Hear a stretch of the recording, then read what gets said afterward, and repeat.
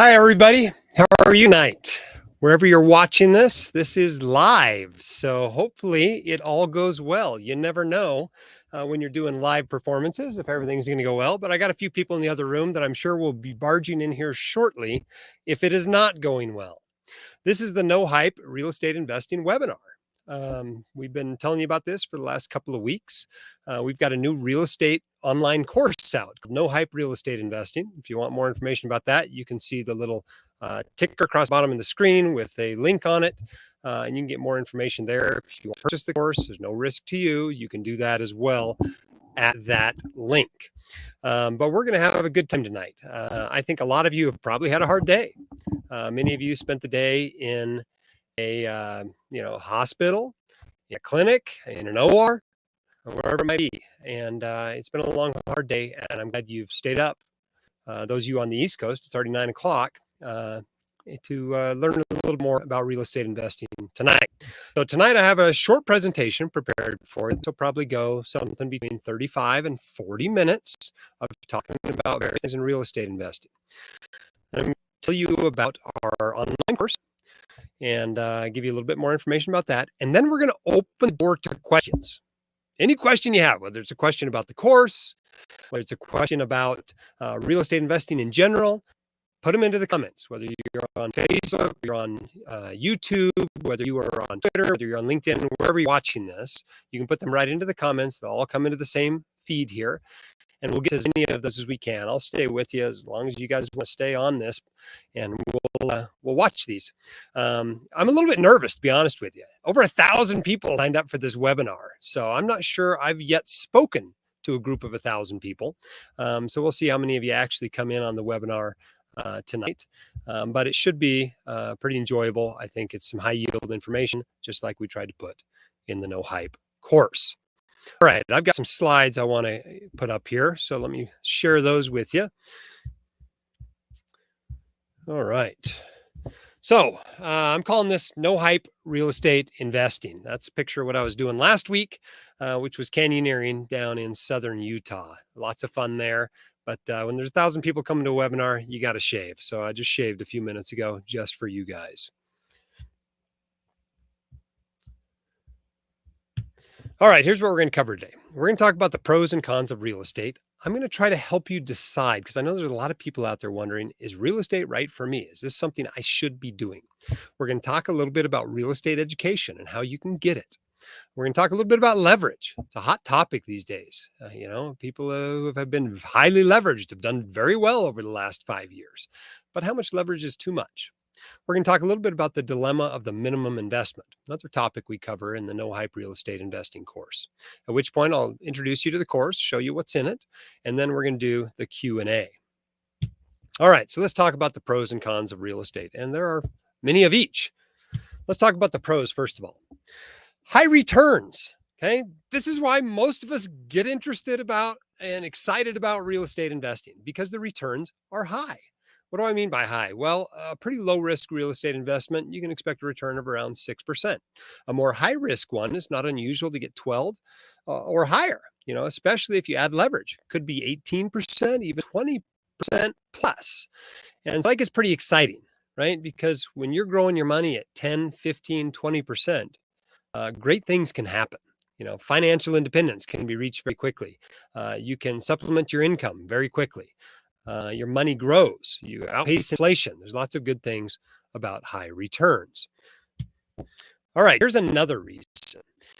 It tends to have a correlation with stocks and bonds, not a correlation of zero with them, but a lower correlation than one. And that's useful. If you look at the science of portfolio theory, you look at building a portfolio, the actual mechanics of it, what you want is you want asset classes with high returns and low correlation with the other asset classes in the portfolio. And real estate does that. And so often for anybody to start reaching for any sort of alternative investment, anything beyond stocks and bonds, first thing they usually add to their portfolio is real estate. All right, here's another one. This one doesn't matter as much to me, but it does matter to a lot of real estate investors. A high proportion of your return when you're a real estate investor comes as income. That's a good thing for a few different reasons. But especially if you're looking to supplement your income or you're living off this investment income in retirement, this is often a good thing. But think of it this way. For example, if you have a stock mutual fund and its return is 10%, typically about 2% of that will be income and about 8% will come as appreciation. Now, it's a very tax efficient way to get your return. But if you actually want to spend some of that money, it does mean you have to sell some shares. Not the end of the world when it comes to a mutual fund. But it can be the end of the world when it comes to a real estate property, right? You can't go sell 5% of your real estate property. Not very easily, anyway. Not only does nobody want to buy 5% of a property, but it's got some transaction costs and some illiquidity associated with it with a lot of aspects of real estate. So you can't do that. So it's good that a high proportion of the return comes as income. If you had a real estate property with a return of 10%, 6% of that might be income. So instead of 20% of your return being income, like with an index fund, 60% might come as income with the real estate investment. So that's a pro for a lot of people.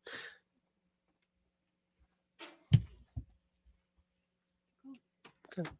All right. Another one is that real estate appreciates. It goes up in value over time, right? You want appreciation, and real estate tends to appreciate in the long run. If you look at what properties around you and your city were worth 10 years ago, 20 years ago, 50 years ago, they're worth a lot more now, right? No matter what happens with the income in the meantime, that's a serious pro of real estate. Real estate is also possibly the easiest way to leverage your investments. Okay, you can leverage just about anything, but the terms on the loan tend to be best for real estate. It's not that hard to get a 30-year fixed loan that's non-callable at a low interest rate. That's not unusual at all for a real estate investor. And so you can do that much easier. There's no margin calls like if you're borrowing against your stock portfolio. That's definitely a pro of real estate. Okay, here's another one. Depreciation, right? You've heard about depreciation, but a lot of times the income you are getting, especially in equity real estate investing, the income you are getting is not taxable income, at least not for a long time and potentially not ever when done correctly. For example, it's not unusual for, say $100,000 investment into a real estate syndication to send you $4,000 or $5,000 or $6,000 in income and have all of it covered by depreciation, meaning that's all tax-free income that year. So that's a pretty cool pro of real estate. All right, here's another one. You can exchange properties. Let's say you don't like the property you have for whatever reason. Maybe you've fully depreciated it already, or maybe you just want to be in a different property. You can sell that one and do what's called a 1031 exchange, buy another similar property, and you don't actually have to pay capital gains taxes on the one you sold as long as you buy another one within a certain period of time. You can't do that with a stock. You can't do that with a mutual fund. If you sell one mutual fund and buy another one, guess what? You're paying capital gains taxes on that. Not the case with real estate. Okay, here's another one. We're going to talk in a few minutes about the real estate spectrum. But the fun thing about real estate is you can invest all along that spectrum, that continuum, all the way from very active investments like building stuff from the ground up, like fixing and flipping, like running a short-term rental business, to very passive ways to invest, such as syndications, private funds, REITs, even publicly traded REITs in a mutual fund, very passive way to invest. And you can find your place along that spectrum. So that's a really cool aspect of real estate investing. Real estate markets tend to be less efficient than the publicly traded stock markets. All real estate is local. And if you know that market well, oftentimes you can pick up some real deals and you can add some real value there. You're much more likely to do it with a real estate investment than you are picking stocks. All right, let's talk about the cons, because there are cons of real estate, right? And the thing I like the best about the course we put together is we tell it like it is. It's no hype, no nonsense, high yield. This is the way it is. So we're going to tell you about the bad things too. So here's one of the worst parts of real estate. There's a lot of bad people in real estate. It's like a lot of things in the financial services industry. There's people out there that are fraudsters, they're running scams, they're incompetent, whatever. and you run into those. I've had people try to give me loans that were inappropriate loans. People encouraged me to buy when it wasn't proper for me to buy. I had a real estate syndication that I'll probably end up having a total loss on because the operator fraudulently obtained additional leverage that he wasn't supposed to, according to the operating agreement. There's a lot of bad people in real estate. And so that's one downside is you got to have your head on a swivel, as we say in ice hockey, looking for those, fraudsters out there. Okay, here's another one. Leverage, right? Leverage is great when it's going well.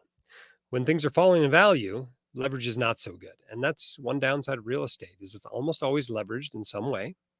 And leverage works both ways. Okay, here's another downside. Many parts of real estate have aspects of a second job, particularly if you are a fairly active direct investor. Most of us already have one job. Many of us are already working 1.5 FTEs at that job and aren't exactly looking for a second job, even on the passive side.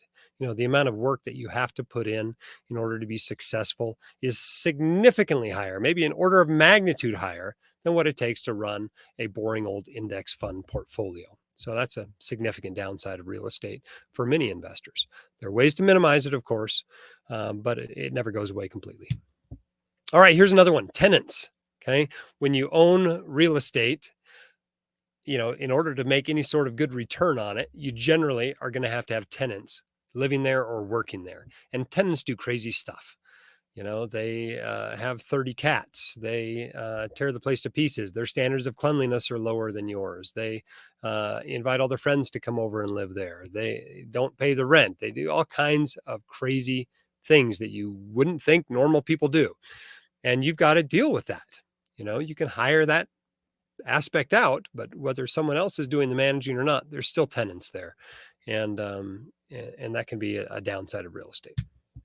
Here's another one, illiquidity. It takes time, it takes money to sell properties, even many, passive opportunities, syndications and funds, your money might be tied up for a decade. And that's just not the case when you're investing in mutual funds. With ETFs, you have minute to minute liquidity. With a mutual fund or a stock or, a mutual fund, you can sell every day the market's open and get all your money back in cash, the next day. As soon as it settles, you'll have it back. That's not the case for, many real estate properties.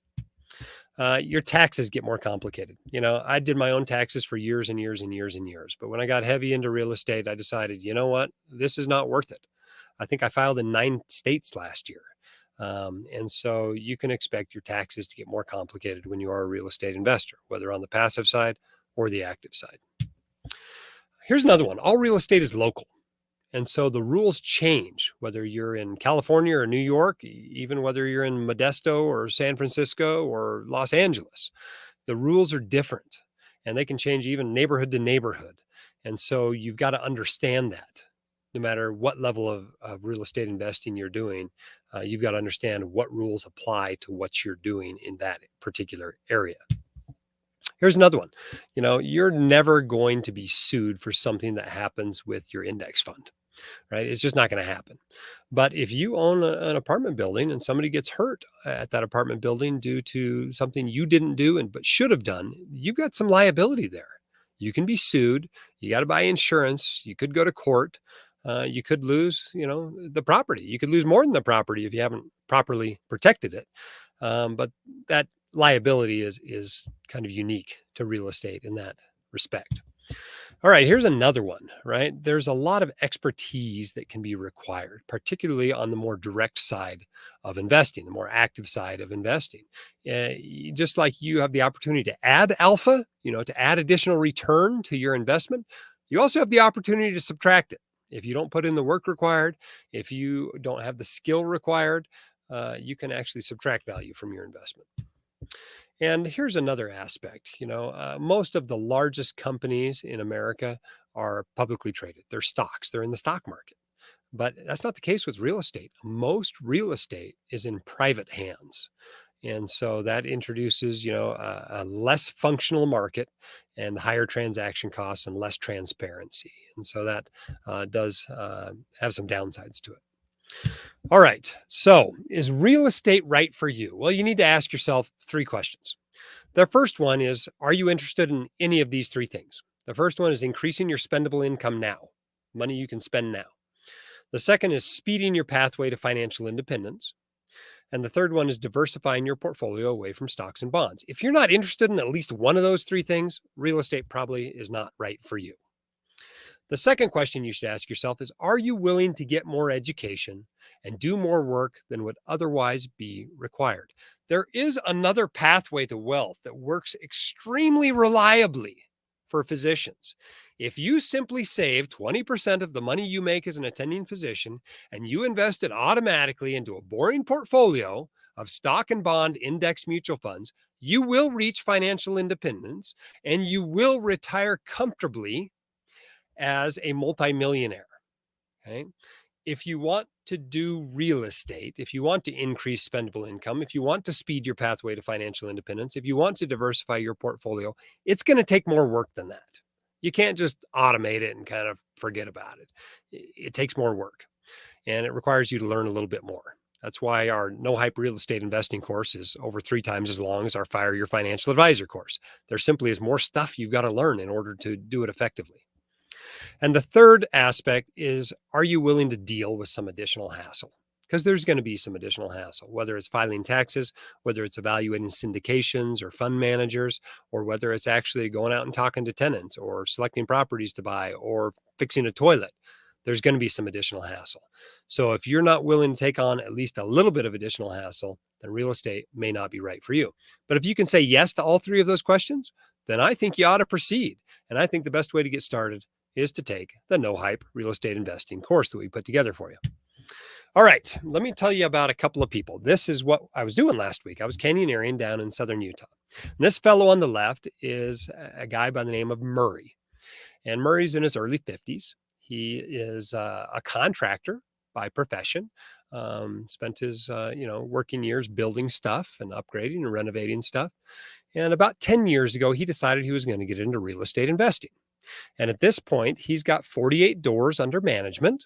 He's got most of those properties paid off, and he has an income between 40 and 50,000 from those properties, of money coming in from those properties every month. Work is optional for him. And so he can spend time in southern Utah doing stupid things like going canyoneering. Now, on the right side, you'll see Murray and me at the bottom capturing the fine Dr. Christian Feinauer, who I've been adventuring with ever since we were in the same medical school class many years ago. Christian Feinauer has, probably a pretty similar income. But where does his income come from? It comes from clinical work. He sees patients 15, 16, 17 shifts a month, days, evenings, nights, weekends, holidays. In fact, he showed up to this trip late. I had to make an extra trip back to the trailhead to pick him up. And, he wasn't able to come out for the whole trip because he had to work. And in fact, he worked until 10 o'clock the night before and then spent 5 hours driving until 3 a.m. before getting 2 hours of sleep the day before this picture was taken. So many of you find yourselves in the same boat as Dr. Feinauer. You're working hard, you're making good money, but you feel like you can't get off the treadmill or the income goes away very quickly. And so you're here at this webinar going, how can I be less like Christian and more like Murray? And that's what this webinar is all about. All right. But the truth is, even if real estate is right for you, it's not all right for you. The likelihood that you want to invest all the way across the real estate investing continuum is very low. So this is what we call the spectrum or the continuum. You'll see on the left side of your screen here, this is the more active side, the more direct side. And on the right side, you have the more passive side. Okay. And as you move left to right, you see yourself moving from ground up construction, where you're actually building the property and then putting tenants in it and managing it, et cetera, to fix and flips, short-term and long-term rentals, turnkey properties where you still own the whole property, but you've got somebody managing every aspect of it, to syndicated properties and private funds, which usually contain 10 or 15 syndicated properties, and REITs, which tend to be a little bit bigger, these real estate investment trusts, which can sometimes get so big that they go public and they become publicly traded REITs available on the stock market. And you can actually buy mutual funds or even index funds that hold all of the REITs in the public stock market. So as you move across that spectrum, you see that there are some benefits, right? As you move from left to right, but there are also some downsides, right? As you move left to right, you need less experience, less expertise. You also have less hassle, and your portfolio is more easy to diversify. You also typically gain liquidity, but you lose control over the investments. You also lose tax benefits. You often pay more fees. And because you're doing less and paying somebody else to do more, your returns often go down as well.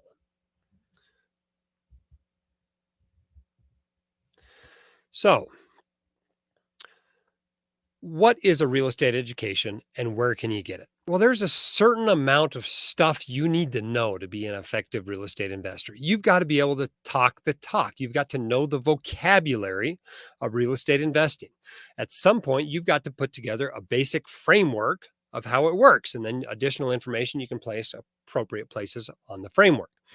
And so I think the best place to start are books and online courses. They're great for providing a basic framework, or depending on the book or online course, delving into a niche subject matter a little bit more fully.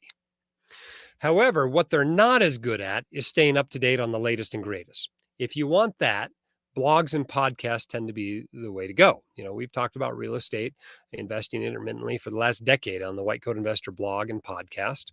The other benefit of that is it tends to provide a little bit more inspiration. You can do this, rah a bit, and and keeping you going over time toward your financial plan. If you have more personalized questions and controversial topics, things for which there is not necessarily a correct answer, there's another place where you can get that education, and that's forums or communities such as Facebook groups, and especially mentors, people that have been down the path you want to go down. And that's a great place for those personalized issues or topics where you just want a multitude of opinions on them. Okay. Real estate, as I mentioned, has its own vocabulary. You got to learn this stuff, or it's just like you have no idea what's going on and people are talking around you, and you're ripe for those scammers that are out there in the real estate space to take advantage of you. For example, what is a capitalization rate? Why does it matter? You got to know this stuff. How do you calculate a net operating income or an equity multiple, right? These new terms, if you've never understood these, if you've never read about these, then when people throw them out there, you're not going to understand what they're talking about. And that's going to keep you from being able to effectively evaluate an investment. How about what are the different types of catch-ups in a waterfall? Maybe you don't even know what a waterfall is. This tends to be the way that a manager gets paid in a syndication or a private real estate fund. It's the way the profits are split up between the investors and the operator. Perhaps you're wondering what's an appropriate price to pay a live-in apartment manager versus a property management company. Is one of them cheaper than the other? How much is too much? How much is not enough? How about this one? What items need to be in a short-term rental, right? You probably rented a few Airbnbs or Verbos, but how'd they decide what to actually leave in the apartment, leave in the condo, leave in the beach house for you? What's expected to be there? What's not expected to be there? Okay, you got to learn these things. How about which types of renovations will provide the best bang for your buck in a fix and flip? You got limited money. You want to still have a profit left at the end. Should you replace the garage door or should you replace the kitchen flooring? Which one's likely to provide the best bang for your buck? How about this one? There's been a lot of discussion about this in the WCI community. How do you determine market rent? And should you charge it? Right? Okay, let's talk a little bit about leverage. When we're talking about leverage, we're talking about debt. Okay, that terrible D word, right? Many of us got very used to debt while we were in medical school and lived essentially completely on debt, and then had a debt of $200,000 or $300,000 hanging over our heads for a few years afterward. But when you or your representative buys a property for you using borrowed money, you're using leverage, okay? And that's known in the stock world as investing on margin. Has the same effect in the real estate world. It increases risk, but also increases potential returns. It does work, but it works both ways. So let me use an example here. Let's say you got a couple $100,000 that you want to invest in real estate. So option number one is to buy a $200,000 condo with cash. Let's say it pays you $10,000 a year for 5 years and appreciates 25%, just to keep it simple. You then sell the condo, you pay perhaps 6% in closing costs. You walk away with $266,200. That's a cumulative return of 42.5%, which annualizes out to about 7.3% per year. Or instead, you employ leverage. You use your $200,000 to buy four similar condos. Your cash flow at this point, because you got these mortgages on these four condos, your cash flow is barely covering your expenses, but they appreciate 25%. Then you sell them, paying 6% in closing costs again and paying off the remaining mortgages. Perhaps you walk away with $360,000. That's a cumulative return of 80%, which annualizes out to 13% per year. Okay, that additional 5.7% is the effect of leverage. So, leverage is good, right? Well, not necessarily. Investing is far more about controlling risk than it is about seeking out returns. And once you realize that, most of your focus will be on how much risk do I need to take to reach my goals.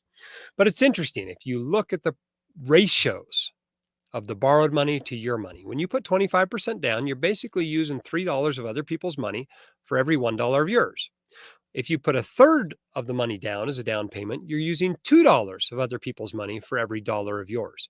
But if you only put 5% down, you're now using $19 of other people's money for every $1 of yours. It does not take much to wipe out all of your money and then some. For example, if you're only 5% down and the value of the property drops 10%, not only have you lost all of your money, you've lost that much more money again. So you need to consider worst case scenarios. What will you do if the property values crash or the rents decline or both? How long can you really ride it out? And it turns out that the key is to be cash flow positive, meaning that the property is paying you cash after all the expenses, after all the repairs, after all the vacancies, you're still getting cash from the property. Because if you have cash flow positive properties, you can have an infinite number of those. But if you have cash flow negative properties that you're actually having to feed every month, even on a doctor income, you can only carry so many of those before you end up in bankruptcy. So what's the key? Well, typically you need to put down between a quarter and 1/3 in order to stay cash flow positive. And you'll see that most professional investors stay between a loan to value ratio of 50 to 75%. And that tends to be the sweet spot where you're getting the benefits of leverage, but you're also okay in a market downturn. Nobody likes a market downturn, but at least you can ride it out the 5 or 10 years it might take for your property value to recover, because you're able to have cash flow that allows you to stay in the game long enough for the property to recover. All right, let's turn the table a little bit and talk about some issues that lots of white coat investors have had. And this is what I call the dilemma of the minimum investment. If you want to go buy properties, now maybe if you're in some rural county in Tennessee or North Dakota, maybe you can go buy properties with less. But for the most part, you're going to need somewhere between $50,000 and $200,000 to go buy an investment property. And some docs have this money and some don't. If you don't have it, there are some options. You can do some house hacking. You buy a duplex or something, rent out one side and live in the other side. You can create some sweat equity, buy a fixer-upper and put your work into it instead of your money.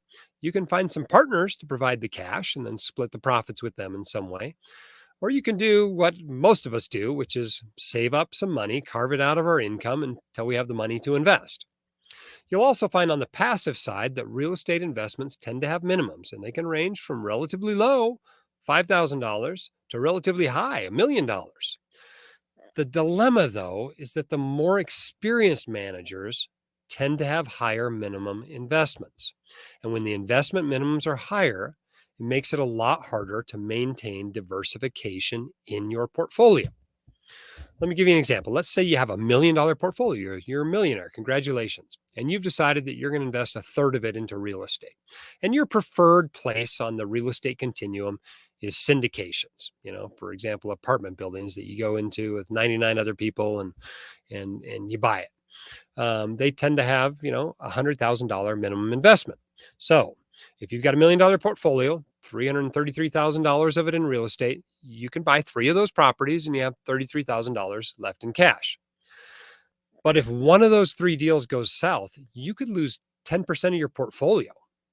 Plus, let's say you're a doctor and you got a pretty good savings rate. You're saving $100,000 a year, and a third of that's going toward real estate. That means just to save up for your next syndication, it takes 3 years, right? It's a real dilemma, these minimum investments. So there are some options to diversify with lower minimums. Let's just take a look at the current WCI advertiser list. These are all the folks advertising with us currently. And I've listed them in order of their minimum investments. At the top, you can see Fundrise. They have a REIT that you can get into with as little as $500. I mean, you can get into real estate investing for even less in the publicly traded markets. You can buy a share of VNQ, which is Vanguard's real estate index ETF, for $90. But you're going to have at least that to get into real estate investing. As you move, however, into these more private real estate investments that tend to require you to be an accredited investor, you'll see minimums of about $5,000 across what I call the crowdfunding platforms like Realty Mogul. It's been around for a long time. They have some REITs that you can get into for $5,000. If you want to invest in their syndications, the minimums tend to be higher. Acre Trader, if you want to buy some farmland syndications, they also can be as low as $5,000. Equity Multiple, again, as low as $5,000, although you'll see a lot of them are higher at $10,000 or $20,000. The Peak Housing REIT, which allows you to invest in hundreds of individual single-family homes, you can get into with as little as $25,000. Origin's investment fund minimum is $50,000. Same with Welling's Capital Fund and the MLG. Their MLG Capital is raising money for their Fund 6 right now. Their minimum, $50,000. The Mortar Group, their syndications also have minimums of $50,000. So you move over to 37th Parallel. They offer funds as well as syndications. Minimums are $100,000. Jack's Wealth Investments Fund, they've got a fund with a $100,000 minimum, or they also offer turnkey investments, where you buy an entire house. So depending on how much you put down and how much the house goes for, that's probably $100,000 or more in order to buy that. DLP Capital has their minimums up to $200,000 now. In fact, it's been $200,000 for white coat investors now for some time. They actually lowered it for everybody to $200,000. It used to be $500,000 for most people to get into those funds. And it just takes a certain amount of capital in order to make those investments and still have a diversified portfolio. So this dilemma does get better as time goes on. As you earn more, if you're a fancy pants private practice ENT surgeon making $800,000, this dilemma isn't nearly as big a deal as if you're a pediatrician making $205,000 and only 2 years out of residency. The requirement for most of these is that you be an accredited investor. And what that means, technically, is that you have either a $200,000 income for each of the last couple of years or a $1 million portfolio, $1 million in investable assets. I really don't think that's enough, to be honest with you. I think a better guideline is to have an income twice that high and a portfolio twice that big. Because if you don't, chances are you're not going to be diversified for a while. And there's some risks there. As I mentioned, I've had one syndication that's probably going to be a complete loss. And imagine that was, half of your real estate portfolio. That would be a pretty big deal. So I encourage people before they get into any investment that requires them to be an accredited investor, to be a real accredited investor. And what that means is 2 things. One, that you can lose your entire investment without it affecting your life financially in any way. And 2, that you can actually evaluate the merits of the investment without the assistance of an advisor. Now, we all start somewhere and we learn as we go along. But if you feel like you've got to call up your attorney and your accountant and your financial advisor before you can make an investment into one of these, you're probably not a real accredited investor yet. All right, let me introduce you to our real estate investing course. This is the No Hype Real Estate Investing course. And you can get more information at whitecoatinvestor.com/nohype. We had more than a dozen faculty members in this course. It's more than 25 hours of content. It covers the entire real estate spectrum, this entire continuum, everything from the very active stuff, short-term rentals, fix and flips, turnkey investing, to the more passive stuff, syndications and funds and REITs, and even investing in publicly traded real estate. It assumes no previous knowledge, but it still covers topics in depth. You'd be surprised occasionally we still get way out into the weeds, even though we start with explaining all the terms. The emphasis in the course, though, is on straightforward, tell it like it is, no hype education. And that's because we found that's what white coat investors want. They just want to be told how stuff works. They're smart people. They don't need to be motivated. They certainly don't need to be lied to. There's lots of real estate gurus, webinars, courses, books, etc. out there where people are telling falsehoods. The story with real estate is good enough. It doesn't need to be embellished, right? The stuff works. So I think we can just give it to you without any of that hype. But we include practical tips for every type of real estate investing. And there's even a pre and post test to test your knowledge should you want to take it. I mean, I guess you don't have to. It's your course. The cool thing about it, though, is exactly that. It's your course. It's evergreen. You can buy this anytime you like. Yeah, it's on sale through September 26th, but it's going to be available even after that, right? You can buy it at any time. You don't have to wait until a cohort is ready to go through it. You don't have to wait until it goes on sale once or twice a year. We wanted a course that when you're ready to learn about real estate, you can take the course and learn about real estate. It's available to you indefinitely after you buy it. So if you want to buy it now and not even start it for a month, you can do that. If you want to take it all in a week, you can do that. If you want to take it over 6 months, you can do that. Whatever your own pace is. In fact, you can even listen to it podcast style in your car using the Teachable app if you have an Apple phone, an iPhone. So here, what's in the course? Well, the first module is an introduction to the course. And then the second module, we get into your why. We talk about your goals, why you're interested in doing real estate and what you're looking for. It's really important to start from the beginning at that 30,000 foot level so you know exactly why you're doing this as you move through it. Then the third module is pretty good length. It gets into the vocabulary of real estate and a lot of calculations. You learn how to calculate your gross scheduled income and your net operating income and calculate an internal rate of return and an equity multiple and coverage ratios and all these terms that you need to know in real estate. And we walk you through those calculations and show you how to do them. The good news is most of them only require about fifth grade math. If you can do addition, subtraction, multiplication, division, you can do the vast majority of real estate calculations. And the rest of them, you can use a financial calculator or a spreadsheet to do them. And we show you how to do that in the course. The next module is all about finding the money to invest in real estate. The minimums are not insignificant, even for white coat investors. And so we teach you how to find that money, where it can come from, and what options you have.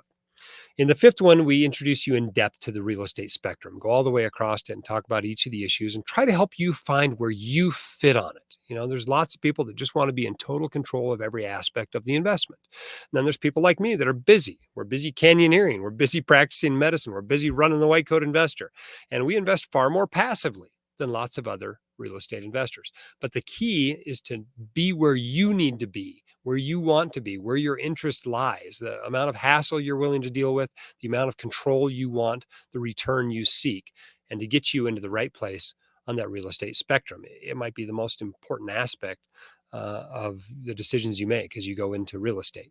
You're just not going to be happy if you decide I'm going to own and manage a 28 unit apartment building myself. And then you start neglecting it because you didn't want to put in that much energy and work and hassle and have those direct interactions with tenants. You're going to be miserable. Even if the investment's great, you're going to be miserable. You would have been far better off in a syndication or a fund or something like that. All right. The sixth module, we talk all about retirement accounts and how they interact with real estate, which ones you can invest in real estate and how, whether you should or shouldn't, whether you should take money out of retirement accounts, whether you should borrow against them, whether you should use self-directed retirement accounts. And we also talk about how to own real estate, whether it ought to be an LLC or a corporation or a partnership or tenants by the entirety or all these different ownership structures and which ones are most favorable for you to own them in. Okay, then as we get into module 7, we hone down into different sectors of that real estate continuum. We spend a whole module on publicly traded real estate. There's a lot of publicly traded real estate out there, has a lot of pros and cons that you need to know about if you're investing in that. The next module is private real estate funds, where we talk all about how to find a good, experienced manager that's charging you a fair price and giving you good service. The ninth module is all about syndications, buying one property together with other investors and having that managed for a number of years before selling it. The 10th module is all about turnkey properties, where you own the whole property, but you don't do anything for it. No buying, no selling, no managing, et cetera. You've got somebody else to take care of all that stuff. In 11, this is a lengthy module. We get into long-term rentals, the traditional mom and pop landlord situation. We talk about everything from how to market the property, how to select the property, how to manage the property, how to screen the tenants, how to hire, management for it, how to get insurance for it, how to, deal with the taxes on it, etc. All of that for long-term rentals. Then we do it again in module 12 for short-term rentals. This is a game that a lot of people have gotten into lately with some fantastic results. In the right area, short-term rentals do very, very well. And so we teach you how to do short-term rentals. The 13th module is all about fix and flip properties. If you really want to get active with your real estate investments and you want to get out there and find properties, fix them up, and then sell them, a few weeks or a few months later, we'll give you some tips on how to do that as well. Module 14 is another lengthy module where we talk about the tax benefits of real estate investing. Whether you want to hire out, the actual tax preparation or do it yourself, we're going to go through everything. We're going to go through the K-1 forms. We're going to go through Schedule E. We're going to go through, real estate professional status. We're going to go through 1031 and 721 exchanges. We go through all the tax benefits of real estate investing so that you understand them completely. 15th module is all about how to title your real estate, as well as some unique asset protection aspects of real estate that you should be aware of. In the 16th module, we introduce you to resources. These include resources we have here at the White Coat Investor, as well as resources that we have with some of our blog partners and other people out there that have courses and other services that they provide, and also a number of our sponsors and advertisers that we introduce you to in the course. And so you get a chance to get to know them. A lot of them actually provided some resources in the course and served as faculty. And so here's a chance to get to know what they do professionally. If you're looking for somebody to invest with, if you're looking for the good guys in investing, we'll introduce you to a whole bunch of them. 17 is the end. You get a post-test and a little bit of wrap-up material. But that's the course. It covers the whole real estate continuum, soup to nuts. All right, the price on the course is $2,199, but it's $400 off till next week, till September 26th. It's currently $1,799. I know it's a lot of money, but it is an investment in your ability to invest effectively in this asset class. And I'm confident that that will produce an incredible value for you over the years. That may produce a value 100 times that high for you to actually learn this information right at the beginning as you get into real estate investing. But in case you're not sure, we're offering it at no risk to you. As usual with our courses, you get a 1 week, no questions asked, money back guarantee. As long as you've watched less than 20% of it. Don't watch the whole thing in 5 days and then call us and ask for your money back. We'll actually check to make sure you've watched less than 20% of it. But you can check this thing out. We want you to check it out because we know very few of you actually take us up on this guarantee. Traditionally, it's been like 3% of students that take us up on the guarantee. And so we know that most people are very happy with what they've gotten. And because those who aren't happy get their money back, nobody ever complains about it. Information, again, whitecoatinvestor.com/no-hype. We have other real estate resources you should know about. The WCI blog and podcast are totally free to you. We cover real estate topics periodically. We've been doing a lot this month. Obviously, we're promoting our brand new course, so we're doing lots of real estate the last couple of weeks. We also have a free monthly real estate newsletter. If you signed up via email for this webinar, we also signed you up for that newsletter. You can unsubscribe anytime you want, but we send out once a month some real estate education, as well as introduce you to our partners and any, special deals on courses coming up, that sort of a thing. We have a list of real estate partners. If you go to whitecoatinvestor.com, you can go under the recommended tab. You can scroll down to real estate companies and you can see our current partners there. We have partner sites that we partner with over at Passive Income MD or Semi-Retired MD. They occasionally open their courses up and can teach you about specific areas of real estate investing as well. And then, of course, we have a conference. We'll actually be registering for that coming up October 10th at 7 p.m. Mountain Time, WCICon 23. It's going to be in Phoenix. It's going to be great. It's the first week of March. It's not all real estate focus. It's called the Physician Wellness and Financial Literacy Conference, but there's always some real estate material there as well. All right. So we're going to get into your questions. You can submit your questions, whether they're about the course, whether they're about real estate in general. You can submit them as a comment on your platform, whether you're on Twitter, whether you're on Facebook, whether you're on YouTube. And we'll get as many of those answered as we can. If you have some private questions about the course that you don't want to ask here, or we don't get to your question, you can email courses@whitecoatinvestor.com. If you have private questions about anything, you can just email me, editor@whitecoatinvestor.com. I'll try to get back to you within a week or so. So far, I've been pretty successful at doing that over the years. But I think Katie's going to start moderating questions for me. So let's pull this down here and start doing what we've got. All right, so we got our first question. This one's coming in from Michael Hoffman. He's asking what proportion of the course focuses on passive versus more active real estate investing. Well, like I said, it goes all the way across the spectrum, soup to nuts. So we've got a module on fix and flips. We've got module on short-term rentals and long-term rentals. We've also got an entire module on syndications, entire module on passive funds or private funds. We've got an entire module on publicly traded real estate. So I'd say it's split. It's probably 50-50, active and passive. So this provides a broad education for you that focuses on learning all about real estate rather than necessarily niching down into one specific area of it. Hope that's helpful, Michael. All right. This question from B. Whalen. Would you recommend getting involved in real estate investing while still paying off student loan debt? Well, this is one of those things, right? I want you to have a plan for your student loans. Maybe your plan is public service loan forgiveness, right? You're working for an academic institution and you only did a 3-year residency. So you got 7 years more before those loans are going to be forgiven. I don't think you ought to wait 7 years before you start investing. So I think it's okay to invest while you're working that plan. Maybe you're paying off your student loans and maybe you got a plan to pay them off really aggressively. Maybe you want to have them gone in 18 months. If that's your plan, most of your money during those 18 months is probably going to be going toward the loans rather than investing. But maybe your plan's 4 or 5 years, in which case a significant chunk of your money is going to be going toward investing. So I find that most people really don't want to have their student loans hanging around much longer than about 5 years. There's always a few exceptions, people that want to drag it out forever. My neighbor's got his loans at 0.9%, like everybody else that graduated in 2003. He's dragging them around. I think he's still got $15,000 or something. But for the most part, I think it's okay as long as you're following your student loan plan to invest the rest according to whatever your written investment plan says. And if your plan says 80% invested in real estate, that's fine. If it says, like mine, 20% invested in real estate, that's fine too.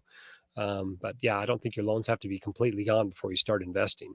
I just want to see you, during especially those live like a resident years, to really be dedicating a large percentage of your wealth, of your income going toward building wealth, whether it's paying off debt or whether it is, investing. Okay. Jim, this is from Andrew Brooks. Thanks for the question. I want to enjoy my real estate investment. How do you factor in residency? I'm not sure what you mean by enjoy it, right?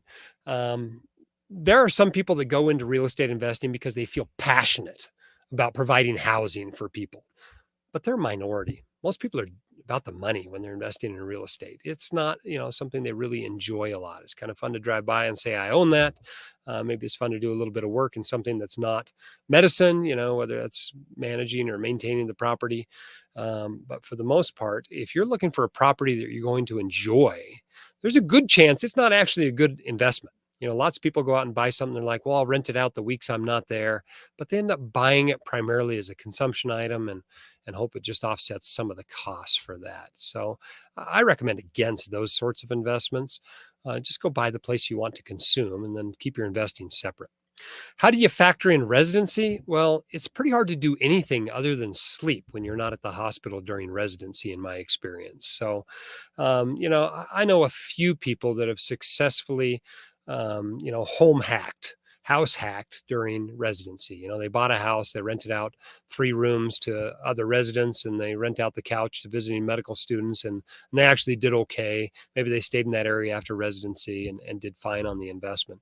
But for the most part, most people are probably better off renting during residency, quite honestly. And so, the truth is, you're not going to get rich for what you're doing during residency. Put off most of your investing until you start making that attending income. That includes real estate investing. All right, another question from Michael. Would the course be beneficial for more experienced real estate investor? And if so, how? I think so. If you know everything about real estate investing, obviously this isn't going to help. But we offer a no money back guarantee. You can go check it out. If you find out it's all too superficial, I know all this stuff, ask for your money back. We'll give you your money back. But I got into the weeds in a lot of topics, how much leverage you should be using, all the various calculations that you do with it, how to evaluate syndications and managers, and how to build a portfolio with real estate. It gets into the weeds in a lot of places. So I think even though you may already know half the stuff in the course, I think you're going to find stuff in there that's still of value, even if you've been doing real estate investing for quite a while. All right, this one from Kamal. Thanks for the question. Does the Evergreen online course ever get updated with updates to all people who have bought it? So if laws change or other things come up with time, we get those updates. Yes. The plan is that you buy it once and you get anything else we put in it for free. And the plan is actually for it to grow and live, right? We hope to add stuff to it each year, whether that's material that's new with laws, new with regulations, new ideas, new ways of investing, or material from some of the conferences we do. We expect we'll be adding material from WCICon each year to the course, and you'll get that for free. In fact, this is brand new. Right. So we don't have testimonials yet on it. We haven't gotten much feedback from you yet. And I'm sure as people take the course, they're going to see things that they like about it, see things that they're like, oh, I wish there was more of this in it. Can you beef up the fix and flip section? And so as we get that feedback, we're going to add stuff to the course. And that, of course, will be included in your price. This isn't a subscription model where you got to pay each month for it. Once you buy it, it's yours. And as we add stuff to it, that's going to be yours too. And so, that's the plan with the course. Is there CME for the course is Martin's question. Right now, it does not qualify for CME. This is all hardcore real estate information. There is no fluff in it. There is nothing that's going to help your clinical practice other than making you financially independent, which I personally believe makes you a much more capable partner, parent, and physician. But it's no CME for now. We are looking at ways that potentially maybe down the road we can add CME to it, or offer it free if you buy a specific CME course or something like that. But right now there is no CME in the course. Okay, this one from someone on Facebook. Could you please elaborate on leverage? We have few rentals and would like to know at what time to start paying off. Thank you. This is a great philosophical discussion. When should you pay off your rentals? And there are a lot of people that like to go into retirement without debt of any kind. That's their goal. We just want to pay them off by retirement. For example, I mentioned my friend Murray that I showed in the canyon back there. He's got almost all of his paid off. He's never had a loan longer than 7 years on a property. So he buys them, and his plan is to pay them off pretty quickly and then buy another one. And that's fine. But the truth is, if you maintain a certain amount of leverage, 50 to 75% loan to values, you're likely to build wealth faster. So if you are in the point where you're trying to really build wealth, where you're trying to accumulate a certain number of doors under management or build a nest egg of a certain size, you may want to continue to employ leverage. If you're at the point where I kind of want to minimize my hassle, minimize my risk, these are kicking off enough income for me, especially if I didn't have to pay mortgages, well, maybe you're at the stage where you want to deleverage a little bit. So some people actually carry that debt into retirement, and some people have it paid off long before retirement. There's a huge variation here. There's not really a right or a wrong answer. If you're starting to get nervous about it, it might be time to, instead of buying another rental, put that money toward paying off the loans. The nice thing about debt is exactly what your return is going to be when you pay it off. It's the after-tax interest rate on the debt. If you've got 5% 5% debt on it, and let's say it's deductible and you're in the, let's say you're at 40% marginal tax rate, you're going to earn a guaranteed 3% by paying off that mortgage. And if that's an attractive investment for you at this stage of your life, then pay it off. If it's not, well, maybe you let that ride and you use the money instead to invest in index funds or to invest in another real estate property or to buy a syndication or whatever. Okay. Next question from Adib. Thank you for the question. Could the course be enough for a beginner to start investing in long-term rental properties? Yes, absolutely. It is not going to take you by the hand and call you up each week and check and make sure, hey, did you look at 5 properties this week to buy? I'm not going to take you by the hand and do that. I'm not going to have office hours every 2 days and for you to come in and report on your progress or anything like that. But I'm certainly going to give you all the information you need to go out to buy, manage, and get a long-term rental property and start doing it properly. So yeah, I think the course is enough. If you need additional information, we'll point you to resources that can give you more information after that. Okay, this one from Paul. Can you give more detail on what went wrong with the syndication that is likely to be a complete loss? I can give some vague detail. There'll be a blog post about it at some point when it all wraps up. But as you know, when things go bad, they also drag out in time. And so this was a syndication that was supposed to be wrapped up 2 years ago. It's probably going to be another 2 or 3 years before it really wraps up. But the bottom line is the operator, against the operating agreement that said he had to have the agreement of all the investors in the deal in order to take on more leverage, went behind our back and borrowed additional money against the property as well as all of his other properties in order to, ramp up his leverage on this real estate empire he was building. And it all collapsed. The house of cards came down. He went bankrupt. And of course, when he has no money, there's nobody to go after for the money. And so it's likely to be a total loss. All the principal has probably been used up. It was a value add investment where they were trying to fix up this apartment building, and it hasn't had a reasonable occupancy rate for the last 3 or 4 years. So I don't think there's any of that money left, but you never know for sure. I've already gotten a K1 that shows my entire investment lost. So I expect that's where it's going to end up. But there'll be a blog post about it when it finally wraps up. Okay. Do you dive into the tax implications, benefits of real estate for high income professionals in incredible depth? Yes, we do a lot on taxes in this course. In fact, I think this is one of the biggest strengths of the course in that it, I don't know of anybody else that gets into the tax stuff in as much depth as we have in this course. Everything from exchanges to how to fill out Schedule E, how to, evaluate your K1s, what to expect for filing in multiple states if you invest in a bunch of syndications or funds, all kinds of tax subjects that you would be interested in, all the various deductions you can have with direct real estate investing, how much depreciation, what depreciation actually looks like when you get your K1s and, that sort of stuff. All right, this one from Justin. For non-accredited investors, what is the best way to get in passive real estate investment that has tax benefit? Well, you've got a few options when you're non-accredited. One of the best ones is publicly traded real estate. You don't have to be accredited to invest in publicly traded REITs. You don't have to be accredited to invest in things like the Vanguard REIT mutual fund. You can do that without, any significant level of wealth. And it's very, very passive. And you do get some tax benefits in that, some of the return from that, some of the income that comes from it is sheltered by depreciation. And in a REIT, the way that looks is it's a return of capital is how they characterize that money. But that's essentially them just passing through depreciation to you.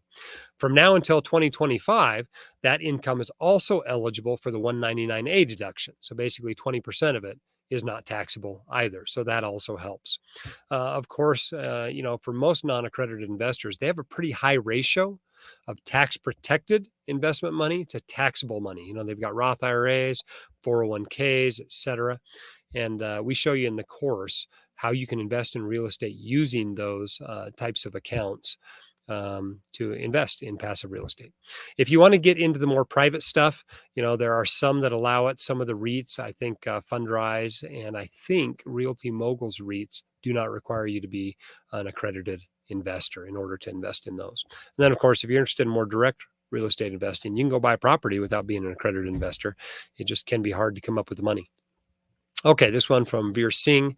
Can I have a moment of solidarity for those of us who, after med school residency fellowship, are absolutely daunted by the fact that it's time to learn another language, and your thoughts about the learning curve?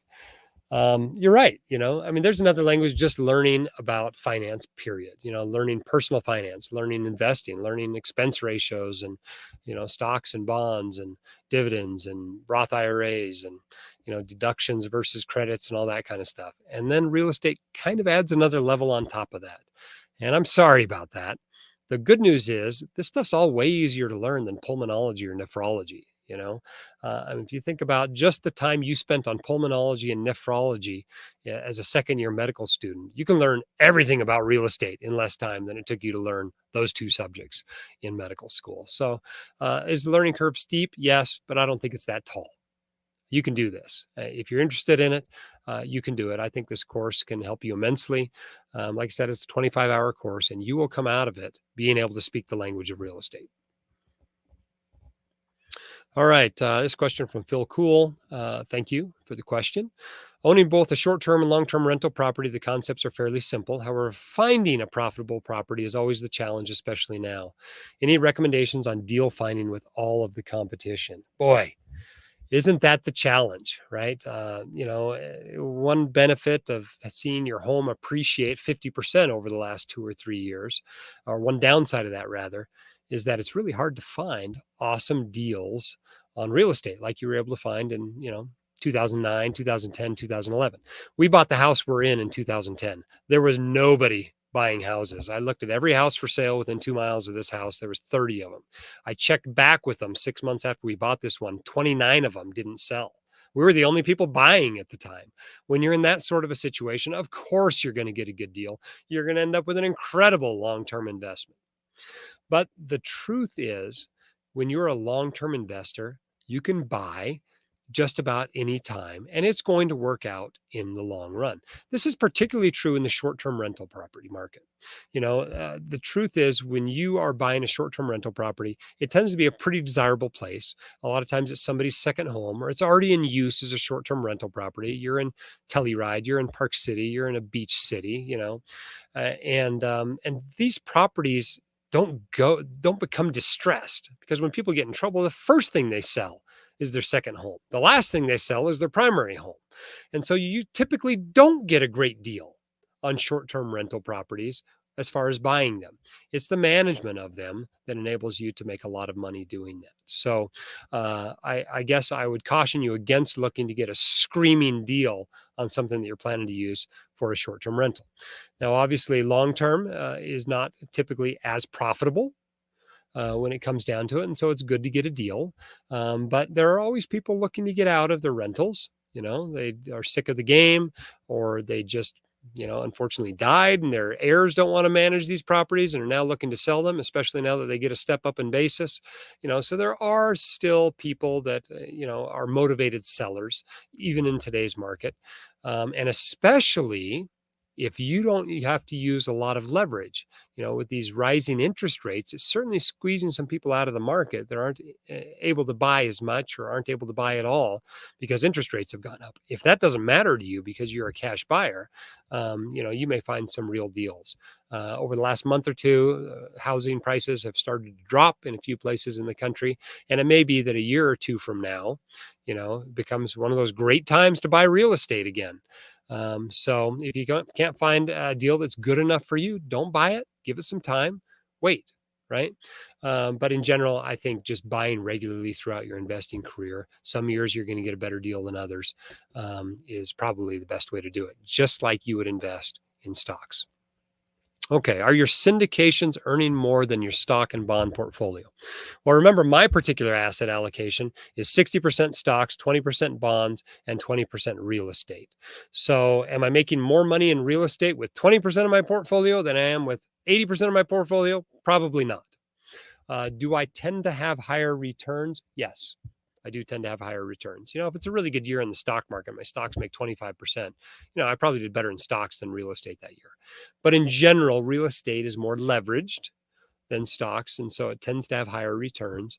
And if I'm going to give up liquidity, if I'm going to tie my money up for a year or 2 or 5 years, I expect higher returns out of that. I expect an illiquidity bonus, an illiquidity premium, if you will. So if I don't expect to earn 10, 11, 12, 13, 14, 15% on a private real estate investment, I might as well just put that money into publicly real estate or just the stock market in general, and earn 7, 8, 10%, something like that.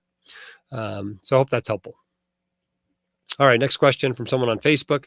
Do you cover in depth how to do vetting for syndication deals? Yeah, that's module 9, I think it is. It's all about vetting syndication deals. Module 8 is more about the manager, right? Which is the most important part of both a syndication as well as a fund, because a manager can, make lemons out of lemonade if it ends up not being an awesome deal. But a crummy manager can ruin even a good deal. And so it's important to do vetting, and it's important to vet the manager, but also the deal. And we cover both of those. There's a module on each of them, really.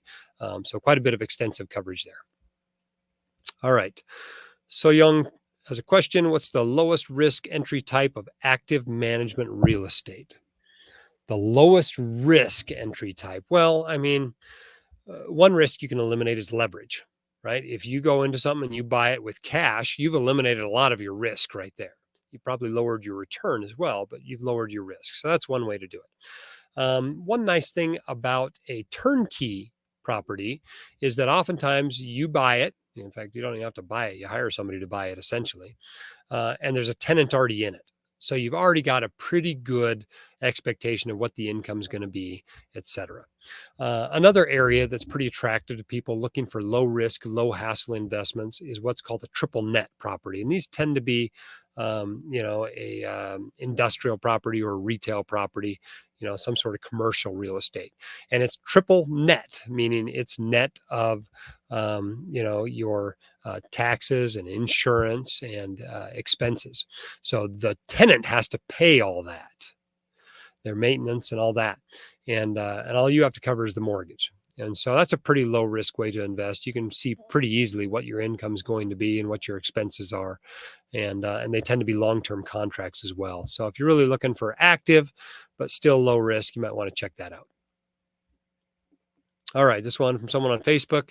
How is the No Hype program the same, different from the Passive Income by Real Estate course or program? So we're talking about Passive Income MD, Peter Kim's course, PREA, that we've sold here at the White Coat Investor for a number of years. Passive Income MD is one of our partner sites. We work closely with Peter in a lot of different things.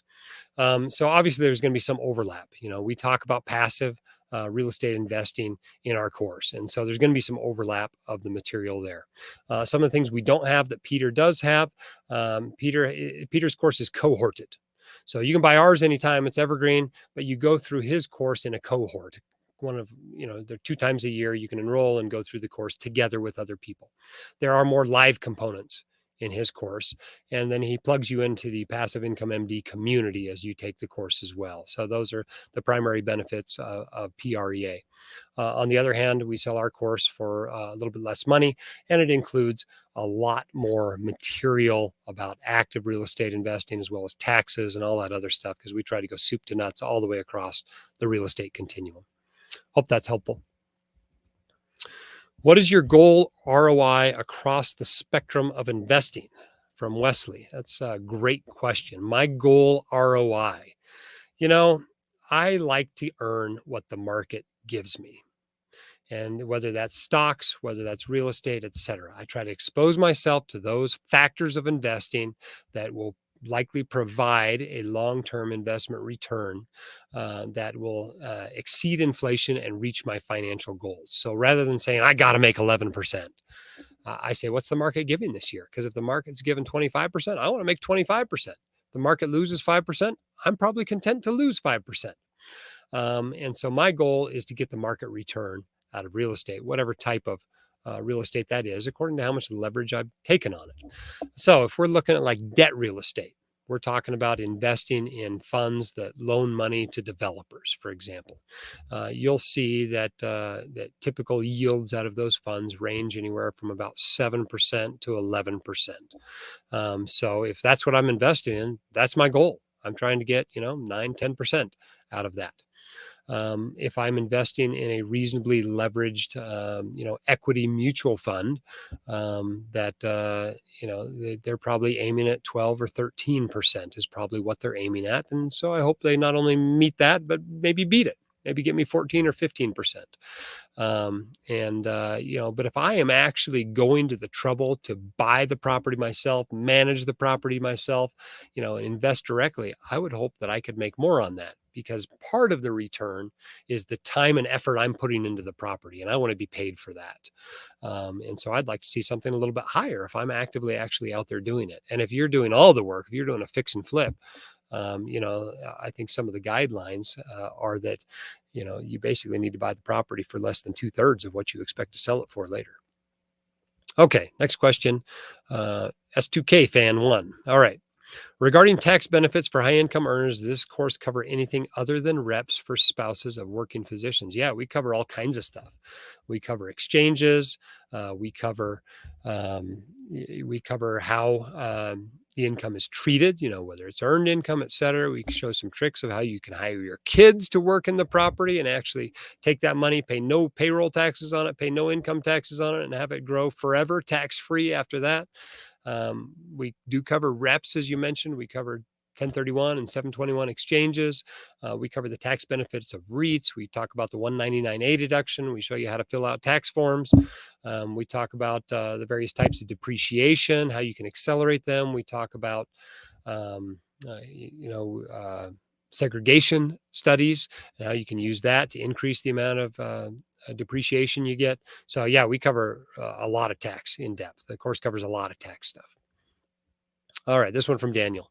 For someone who currently owns a single family home as an investment property making positive cash flow, would you recommend a cashback refinance HELOC given the crazy appreciation over the past 2 years to use for future real estate investments or to use towards my med school debt? Thank you. Okay, well, two questions here. One is, do you borrow money out of the property? And the second one is, what do you use that money for? Well, let's address the first one first.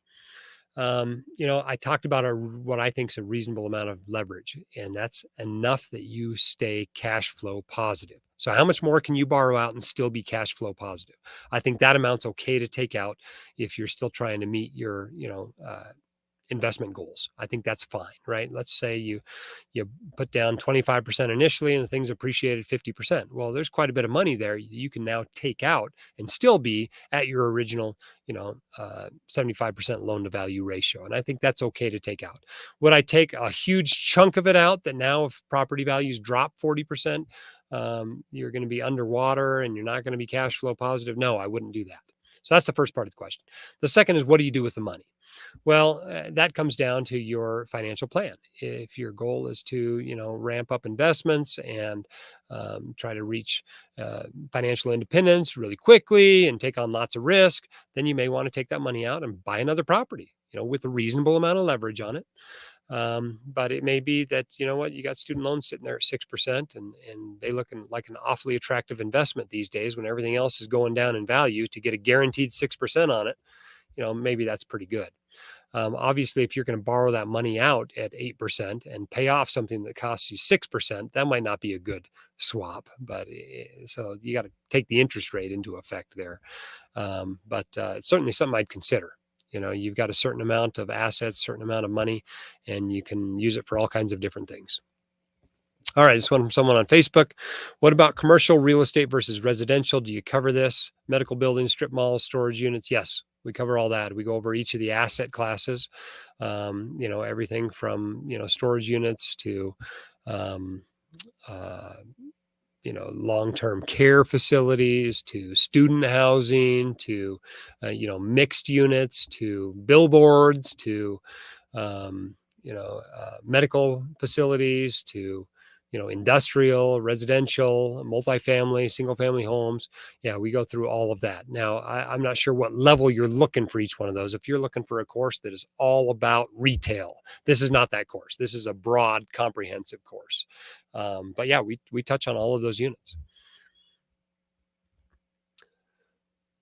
Any interactive tools available through the course? I'm not sure what specifically you're looking for, a calculator or something like that, but it's not heavy on interactive tools. If you're looking for something with lots of calculators involved in it, we show you how to do the calculations yourself, build your own calculator in a spreadsheet, if you will, but we don't feed you a bunch of calculations or a bunch of calculators or tools like that.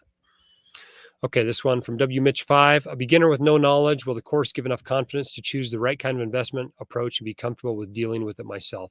Yes. That's the goal of the course, to take you from a beginner with no knowledge to being ready to invest and do it yourself, whether it's active or passive. So that's what the course is for. Sounds like it's perfect for you. Does the course touch on UBIT for IRAs? Yes.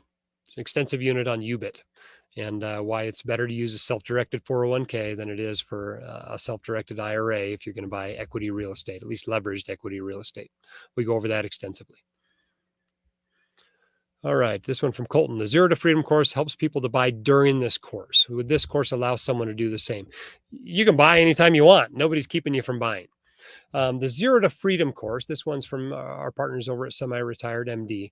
Their goal is to kind of take you by the hand and bring you to action, to get you to do something. And so each week of their course, there's an assignment. And you go through with a cohort and they try to keep you accountable so you move forward and actually do something and motivate you to do it.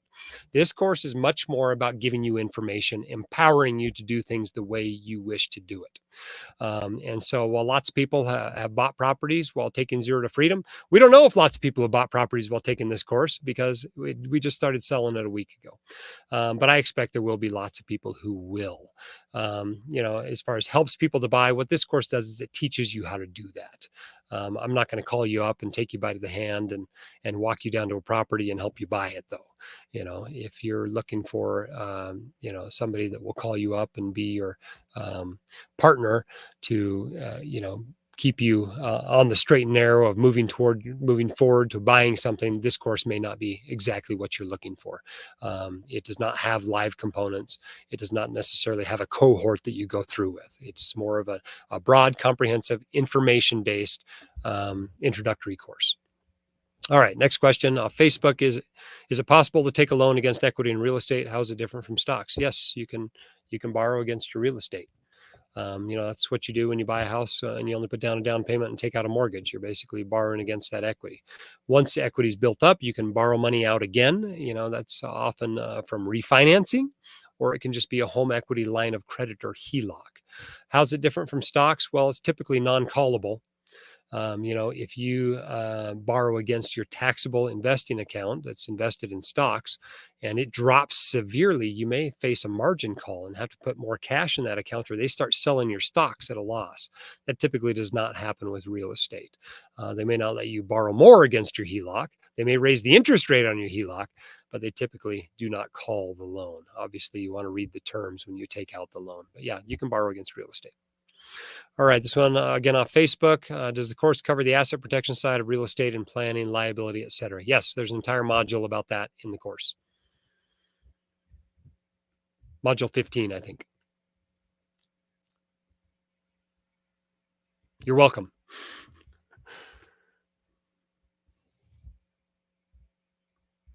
Does that mean we're running out of questions here, Katie? Okay, I think we're going to wrap this up. We appreciate your attention tonight. I think we've had over 300 people on here at any given time. And obviously, there's a lot of interest in the course. If you want to check it out, there's no risk to you.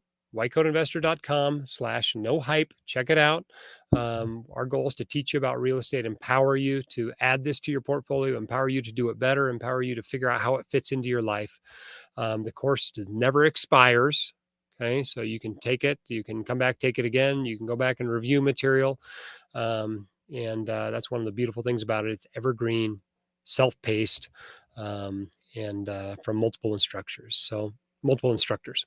We appreciate your time tonight. I know it's been late. A lot of you had a long day. Thanks for what you're doing out there, and thanks for your attention tonight.